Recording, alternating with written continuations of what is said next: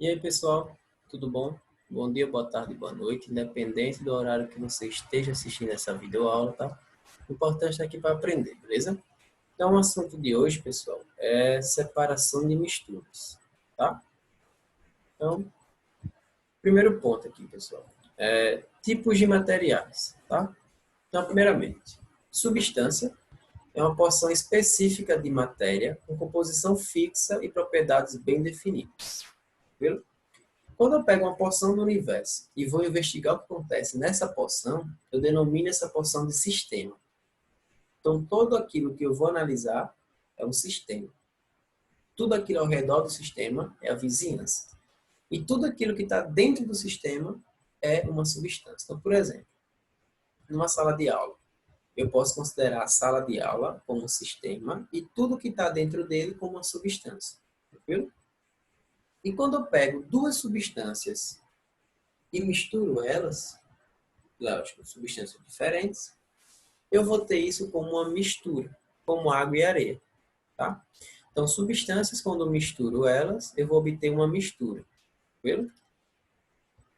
E aí, galera, as misturas, elas podem apresentar dois tipos. Ela pode ser uma mistura homogênea, aquela que apresenta uma única fase. Por exemplo, tenho aqui uma substância água, uma substância açúcar. Quando eu jogo o açúcar dentro da água, o açúcar desaparece, não é? Aqui está desaparecido, o açúcar não está aqui, só está a água. Então você vê apenas uma fase. Então isso daqui é uma mistura homogênea. Já na heterogênea, ela tem que apresentar mais de uma fase. Pode ser 20, 30, não importa, mais de uma fase. Então eu pego o óleo, a água e a areia. Tenho três substâncias, misturo, eu tenho três fases. Fase do óleo, fase da água e a fase da areia. Então, misturas ela pode ser homogêneas e pode ser heterogêneas. Aí, um tipo de mistura heterogênea é o colóide, tá? Isso aqui é bem interessante, por quê? Os colóides, pessoal, a olho nu, eles apresentam ser homogêneos. Só que, quando a gente pegar um microscópio e for analisar os colóides microscopicamente, pessoal, eles vão apresentar uma mistura heterogênea. Então, aqui eu tenho um leite, que o leite apresenta ser uma mistura homogênea ou nu, mas como eu aproximo o microscópio dentro do leite, eu consigo ver que tem várias coisas diferentes dentro do leite. Então, vai apresentar mais de uma fase, então isso aqui é uma mistura heterogênea. A mesma coisa ocorre para o sangue, certo?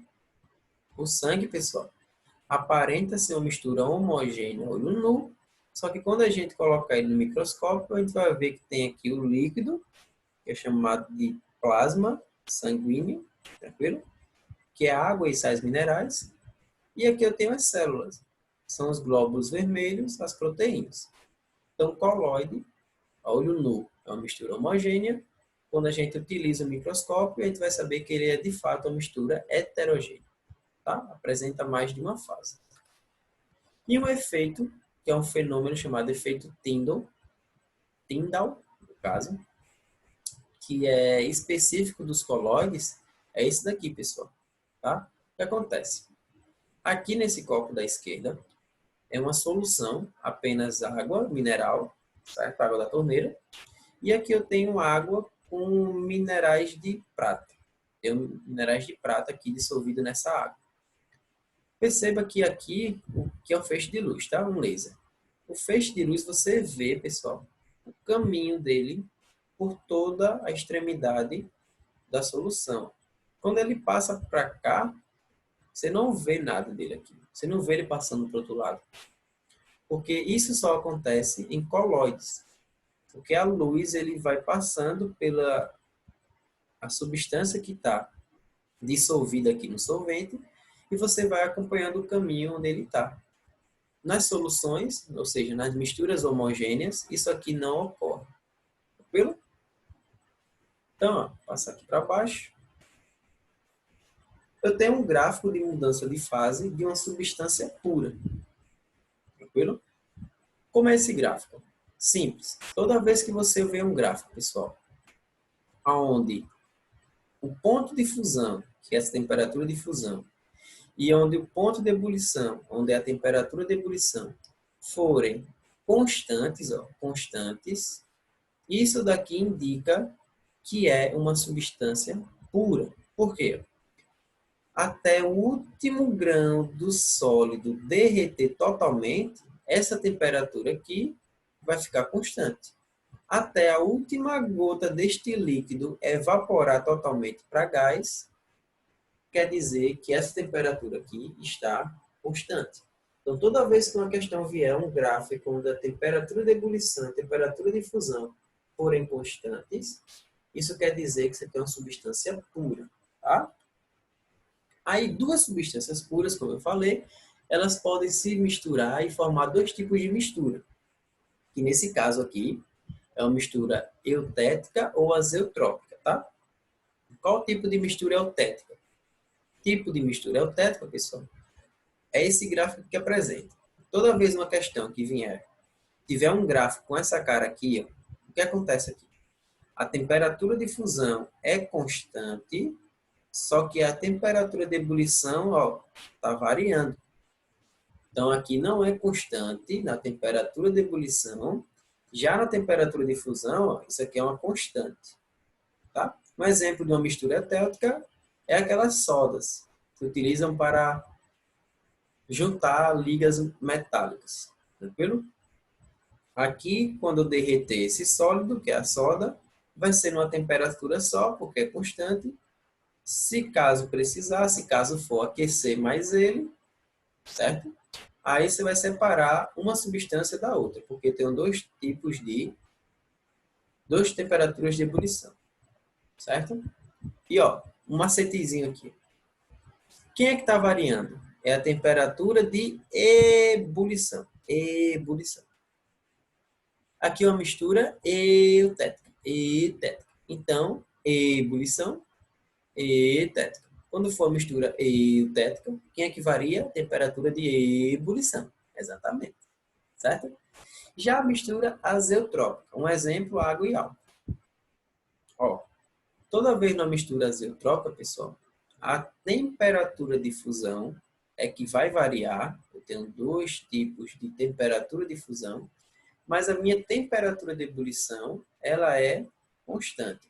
Então, toda vez que tiver num gráfico uma questão em que a temperatura de fusão está variando e a temperatura de ebulição está constante, ó, então isso aqui é uma mistura azeotrópica, certo? Mas para que é que serve separar as misturas? Primeiro, nada na natureza, pessoal, nada na natureza, ele é encontrado na forma pura, ou seja, ele só. Não. Na natureza é encontrado sempre ele misturado com outra coisa. Então, para você poder obter aquilo que você quer, que você deseja, você vai ter que saber como separar ele da outra coisa. Então, é para isso que serve a separação de misturas. Tranquilo? E vale ressaltar também que pode ter alguns processos de misturas onde eu utilizo mais de um tipo de separação. Tá? Então, por exemplo, purificação da água. Então, ocorre de 4 a 6 ou 7 processos para separar e purificar a água, para ficar potável. Tranquilo? Então, tá aqui, pessoal, alguns dos tipos de separação de misturas, certo? Vou puxar aqui para cima. Ó. Vocês já viram que tem aqui em cima. Pausa o vídeo, tranquilo? E anota no caderninho de resumos cada um delas, o que eles separam, certo? E depois, quando acabar a videoaula, você coloca qual tipo de mistura que ela separa. Por exemplo, decantação. O mais denso sobe, o mais denso desce, perdão, e menos denso sobe. Aí ele bota aqui água e barro. Aí você coloca água e barro. É mistura homogênea ou heterogênea? Heterogênea, você coloca. Decantação serve para misturar misturas, serve para separar misturas, perdão, heterogêneas, tá? Para cada um dessas. Beleza? Então, eu tenho esses métodos para você fazer uma separação de misturas heterogêneas. Pessoal, esses daqui só servem para mistura heterogênea. Nenhum desses daqui vai servir para a mistura homogênea. Viu?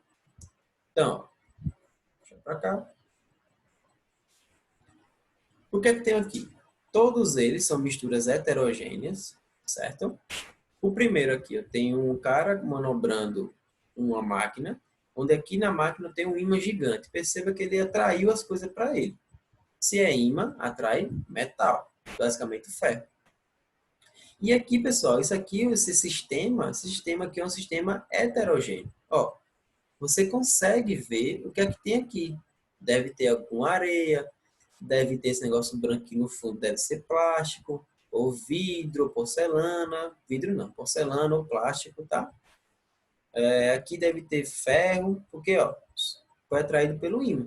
Então eu separei o que eu quis, que foi o ferro, disso aqui tudo. Então isso aqui é uma separação magnética.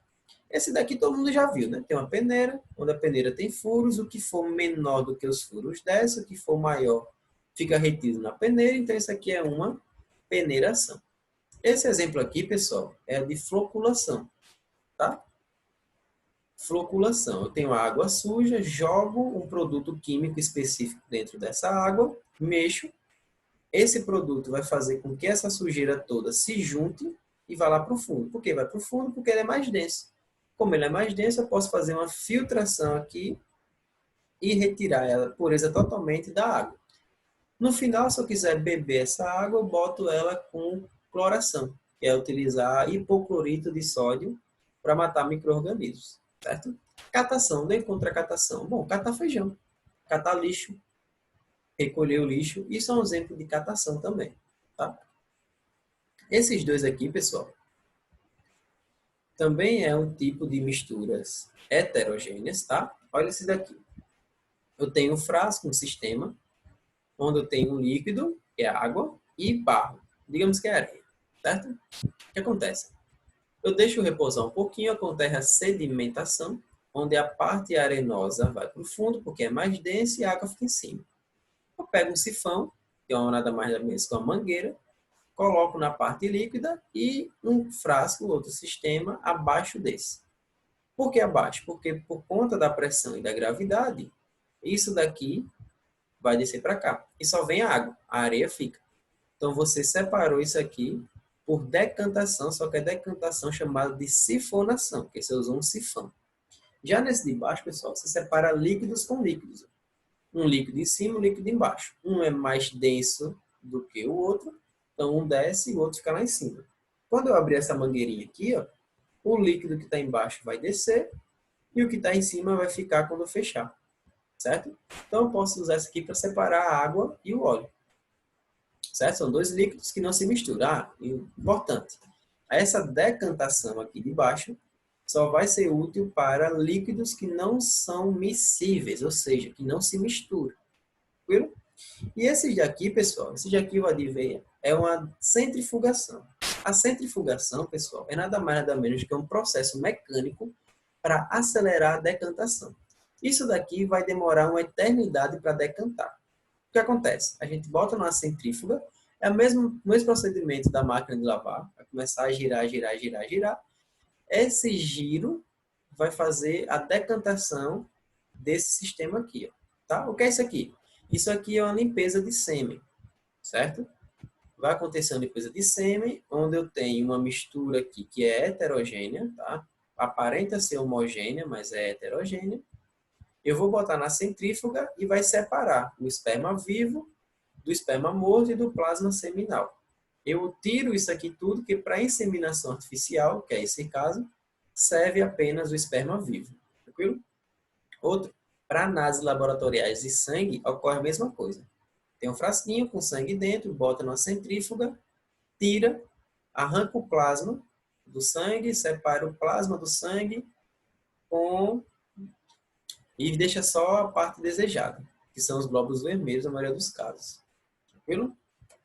Já para separar misturas homogêneas, volta lá para cima, tem três tipos: evaporação, destilação simples e destilação fracionada. Tá? Um adendo aqui, pessoal.